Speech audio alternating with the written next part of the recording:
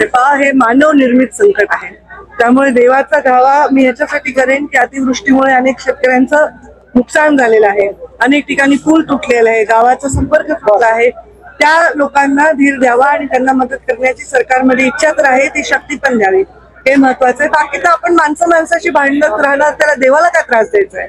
तर बंजारा समाजाच्या एसटी प्रवर्गात आरक्षण त्यांच्या मागणीमध्ये न्याय आहे. ते त्यांना वाटतं की गॅझेट जर यांना लागू राहिलं एका समाजाला तर आम्हालाही लागू करावं, पण ह्याला संविधानाच्या चौकटीमध्ये बसेल तेच निर्णय फायनल होत असतात.